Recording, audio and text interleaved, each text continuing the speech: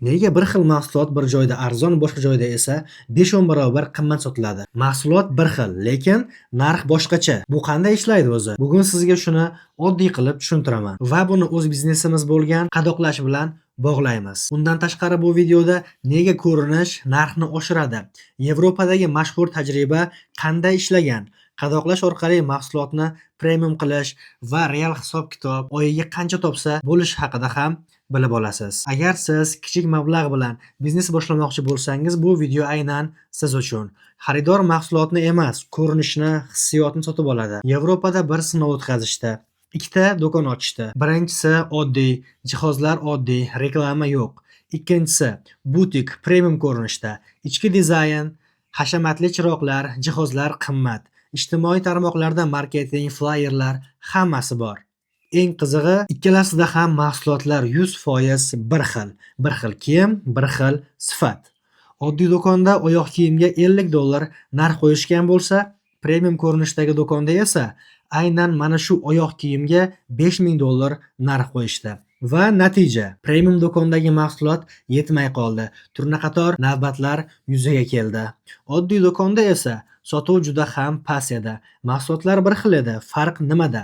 Farq ko'rinish, taqdimot, hissiyotda. Endi buni o'z sohamizga bog'laymiz. Bozordagi ochiq turgan o'rik bilan mana bu vakuumli qadoqlangan o'rikni solishtiring. Ichidagi mahsulot bir xil bo'lishi mumkin, lekin biri oddiy, biri esa premium hissiyotli mahsulot. Bu yerda narxni mahsulot emas, qadoqlash oshiryapti.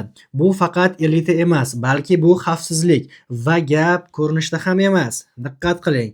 Bozorga borsangiz ko'rasiz, mahsulotlar ochiq turadi. Usti yopilmagan, yonidan odamlar, velosipedlar o'tadi, chang ko'tariladi. Ko'zimiz bilan ko'rmaymiz, lekin bu bozordagi havoni toza degani emas. Havoda nima bor? Chang bor, mikroblar, viruslar bor. Oxirgi yillarda koronavirus chiqdi, boshqa viruslar ko'paydi, har xil kasalliklar. Ochiq mahsulotni mijozlar qo'li bilan ushlab ko'radi, hatto hidlaydi va qaytarib joyiga qo'yadi. Keyin boshqa odam kelib, sog'lom yoki nosog'lom odam ushlab ko'rgan, hidlab ko'rgan mahsulotni sotib oladi. Endi o'zingiz o'ylang, qaysi biri ishonchliroq? Ochiq mahsulotmi yoki qadoqlangan, havo kirmagan, qo'l tegmagan, asosiysi hidlab ko'rilmagan mahsulotmi? Mijoz mahsulot sotib olmaydi. U tinchlikni, xavfsizlikni, sog'liqni sotib oladi. Ayniqsa farzandi bor odam xavfsiz variantni tanlaydi. Shuning uchun qadoqlash bu shunchaki paketlab qo'yish emas. Bu marketing, bu psixologiya, bu sog'liq, bu ishonch. Endi real hisob-kitoblarga keladigan bo'lsak, 1 kilogramm xuddi mana shunday o'rik oldik. Faraz qilamiz 60 ming so'mdan 100 grammdan qadoqladik.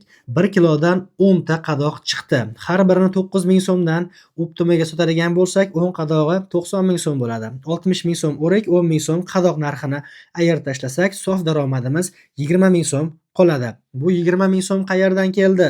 Mahsulotdan emas, aynan ko'rinishdan keldi. Qadoqlashdan keldi. Premiumlik hissidan keldi.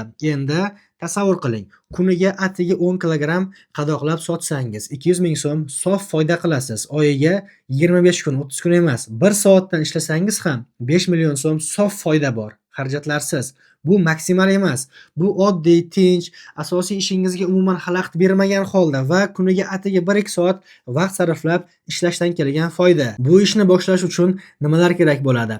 Sifatli qadoqlash uskunalari 500 ming so'mdan 2 million so'mgacha topishingiz mumkin va paketlar 50-60 ming so'm qadoqlash uchun sarflasangiz 1 million, 1,5 million so'm bilan bu ishni erkin boshlab olishingiz mumkin. Zavod kerak emas, ijaraga joy ham kerak emas, ishchi ham kerak emas. Uy sharoitida boshlasangiz bo'ladi. E'tibor qilgan bo'lsangiz, yuqoridagi hisobimizda biz faqatgina bitta mahsulotni, o'rikni hisoblab ko'rdik, lekin aslida bizda qadoqlash mumkin bo'lgan mahsulotlar juda ham ko'p. Avvalgi videolarimizda aytib o'tgandim bu narsani, lekin yana sizlar uchun qaytadan eslaymiz. Asosiylari qurutlar, pista, bodom, pishloq, har xil ziravorlar, quritilgan mevalar.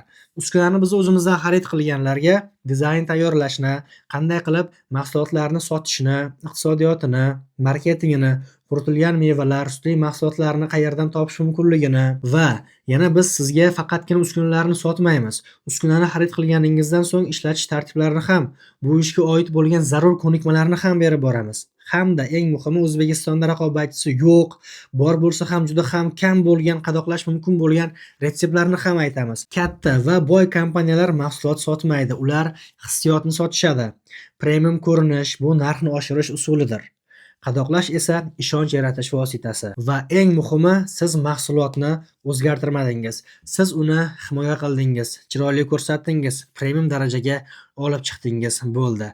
Narx oshdi, ishonch oshdi, talab oshdi. Keyingi videoda sizlarga qadoqlash, dizayn psixologiyasi, narxni qanday qilib asoslash va Telegram, Instagram orqali mijozlarni topish, brendga nom qo'yish strategiyalari hammasini bosqichma-bosqich tushuntirib boraman.